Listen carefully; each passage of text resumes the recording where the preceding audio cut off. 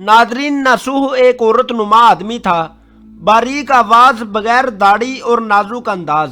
वो अपनी ज़ाहरी शक्ल सूरत से फ़ायदा उठाते हुए जनाना हमाम में औरतों का मसाज किया करता था।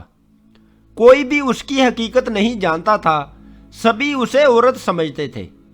यह तरीका उसके लिए ज़रिया माश भी था और औरतों के जिस्म से लज्जत भी लेता था। कई बार ज़मीर के मलामत करने पर उसने इस काम से तौबा भी कर ली, लेकिन हमेशा तौबा तोड़ता रहा। एक दिन बादशाह की बेटी हमाम गई। हमाम और मसाज कराने के बाद पता चला कि उसके हार का एक मोती या हीरा खो गया है। बादशाह की बेटी ने हुक्म दिया कि सबकी तलाशी ली जाए।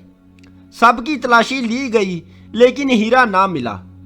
नासूह रुसवाई के डर से एक जगह छुप गया, और जब उसने देखा कि शहजादी की कनीज़ें उसे ढूंढ रही हैं, तो उसने फौरन सच्चे दिल से खुदा को पुकारा और सच्चे दिल से तौबा की और वादा किया कि आइंदा कभी भी ये काम नहीं करूँगा।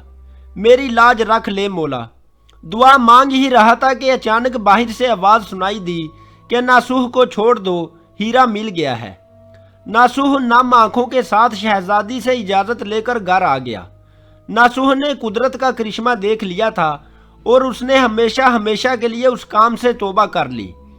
कई दिनों से हमाम ना आने पर एक दिन शहजादी ने उसे बुलावा भेजा कि हमाम आकर मेरा मसाज करे, लेकिन नासूह ने बहाना बनाया कि मेरे हाथ में दर्द है, इसलिए मैं मसाज नहीं कर सकता। नासूह ने देखा कि अब उसके लिए इस शहर में रहना मुनासिब नहीं। सभी औरतें उसको चाहती हैं और उसके हाथ से मसाज लेना पसंद करती हैं। नासूह ने जितना भी गलत तरीके से माल कमाया था, सभी गरीबों में बांट दिया और शहर से निकलकर कई मील दूर एक पहाड़ी पर डेरा डालकर अल्लाह की इबादत में मशगूल हो गया। एक दिन उसकी नज़र एक भैंस पर पड़ी जो उसी पहाड़ी पर घास चर रही थी। उसने सोचा कि शायद ये किसी चरवाहे से भाग कर यहाँ आ गई है। जब तक इसका मालिक ना मिल जाए तब तक मैं इसकी देखभाल करूँगा। लिहाजा वो भैंस की देखभाल करने लगा। कुछ दिन बाद एक तिजारती काफिला रास्ता भूलकर इस पहाड़ पर आ गया, जो सारे प्यास की शिद्दत से नडहाल थे। उन्होंने नासूह से पानी मांगा। नासूह ने सबको भैंस का दूध पिलाया और सबको सिराब कर दिया। काफिले वालों ने नासूह से शहर जाने का रास्ता पूछा। नासूह ने उनको आसान और नज़दीक का रास्ता दिखाया। नासूह के इखलाक से मुतासिर होकर ताजिरों ने जाते हुए उसे बहुत सारा माल बतौर तोहफा दिया। नासूह ने उन पैसों से वहां कुआं खुदवा दिया। आहिस्ता आहिस्ता वहां लोग बसने लगे। वहां के लोग नासूह को बड़ी इज्जत और एहतराम की नज़र से देखते थे। रफ्ता रफ्ता नासूह की नेकी के चर्चे बादशाह तक भी जा पहुंचे। बादशाह के दिल में नासूह से मिलने का इश्तियाक पैदा हुआ। उसने नासूह को पैगाम भिजवाया कि बादशाह आपसे मिलना चाहते हैं, मेहरबानी करके दरबार तशरीफ़ ले आएं। जब नासूह को बादशाह का पैगाम मिला तो उसने मिलने से इनकार कर दिया और माजरत की कि मुझे बहुत सारे काम हैं, लिहाजा मैं नहीं आ सकता। बादशाह को बहुत ताज्जुब हुआ, मगर इस बेनियाजी को देखकर मिलने की तलब और बढ़ गई। बादशाह ने कहा कि अगर नासूह नहीं आ सकते तो हम खुद उसके पास जाएंगे। जब बादशाह नासूह के इलाके में दाखिल हुआ तो खुदा की तरफ से मालाकुल मौत को हुक्म हुआ कि बादशाह की रूह कब्ज कर ले। चूंकि बादशाह बतौर अकीदतमंद नासूह को मिलने आ रहा था और रियाया भी नासूह की खूबियों की गर्विदा थी, इसलिए नासूह को बादशाह के तख्त पर बिठा दिया गया। इसके बाद नासूह ने अपने मुल्क में अदल और इंसाफ का निज़ाम कायम किया।